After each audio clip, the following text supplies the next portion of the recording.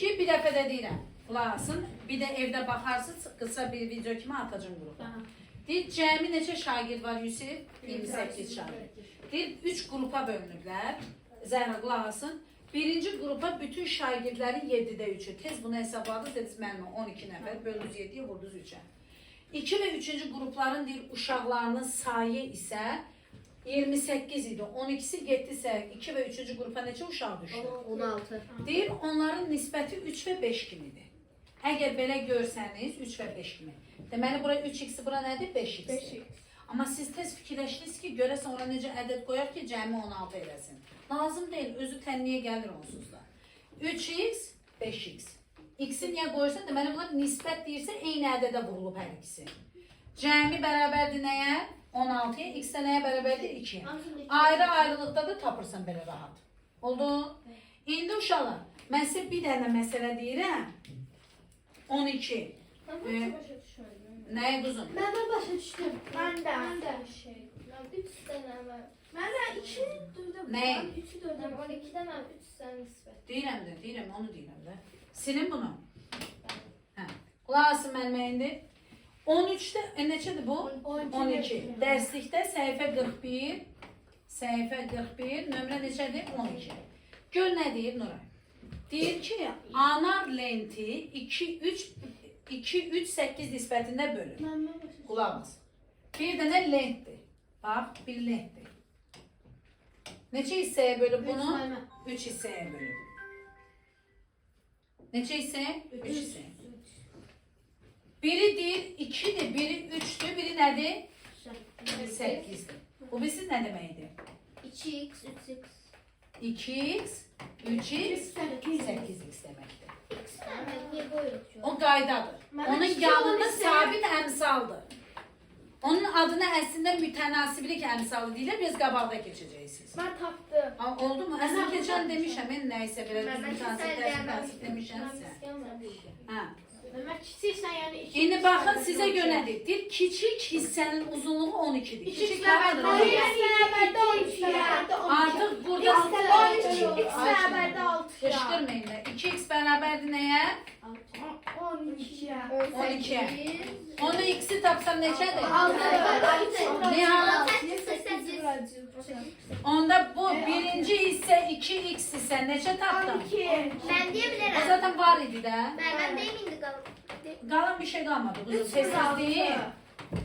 3 Neçə oldu? 8, 48. 8. 48. Yok 8 8. Niye 8 vur 8? Bizə deyir ki, ümumi lentin uzunluğu nə qədər? 18 üstü 12 üstü. 1 isə, 2 isə, 3 isə. 78. 12 üstə 78. 78. Ben düzeldim. Ben Ben de çocuk yazdım. Asanıymış. Əlbəttə ki. Bir dənə nisbət deyim sizə. Özümüz yazarsan ben ne olur? Bax 6 varı 6. Fikir verin burada 6'ya. İndi istəyirdim bir dənə belə məsələ qurum. Yaxşıdır burada var. 6. Yazdım ki, qonşu bucaqların dərəcə ölçüləri nisbəti 2-7'dir. Qonşu bucağın nə dərəcəsi? Bəli. Qonşu bucaqların cəmi 180 dərəcədir. Ümumiyyətlə belə yadda saxlayın. Yaxşı? Silirəm bunu. Bax, belə çəkilib. Baxın uşaqlar, belə çəkilib, bir də belə çəkilib. Düzdür?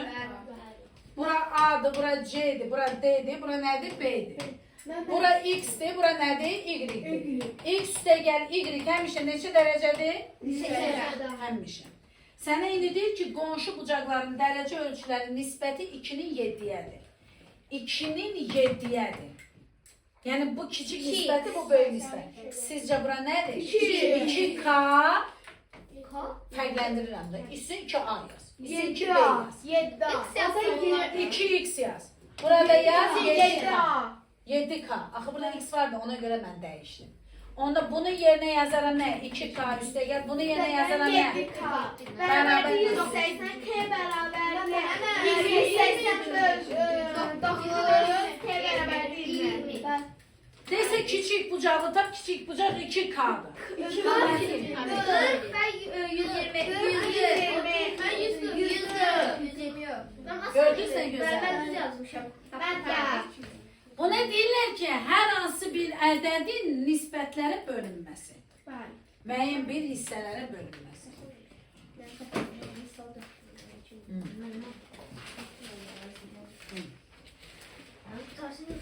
Sağ olun. Video Hə, bura baxın. Silinməsin.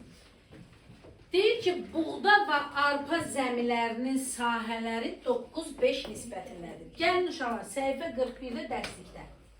Səhifə 41-də dərslikdə nömrə 9. Və bir zəmi burada çəkirəm. Biri buğdadır, biri nədir? Arpadır. Buna yazıram buğda, buna yazıram nə? Arpa.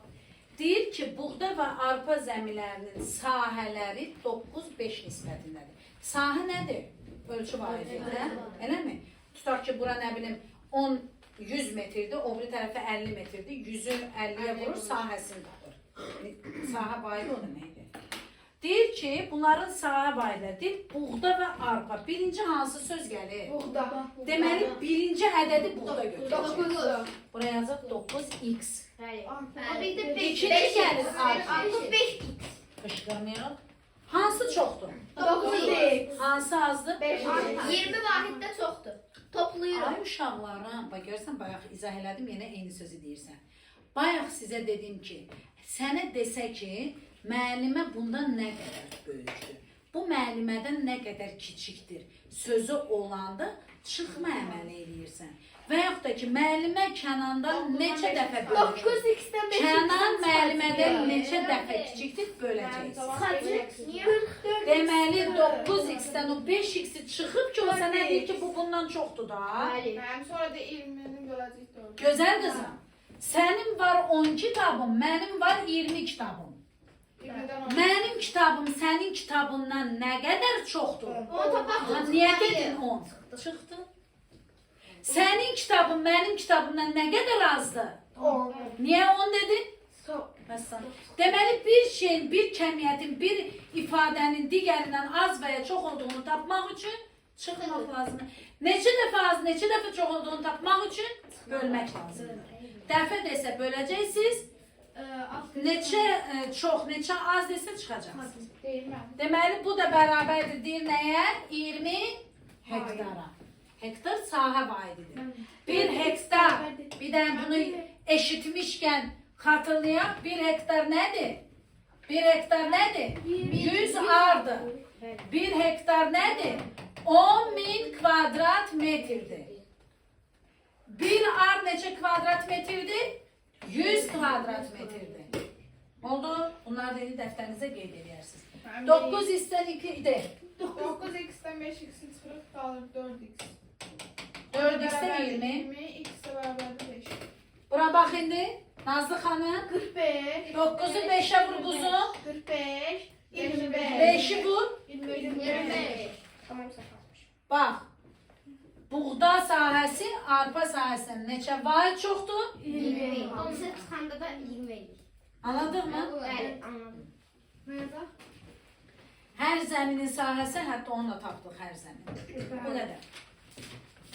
Bugünkü günümüzün Sonra söyle. məhsulu bu qədər. Yığışdıraq. Hayır. Hə, söndür onu da mən bulam. Onu yazmıyorum. Hə, yazın, yazın.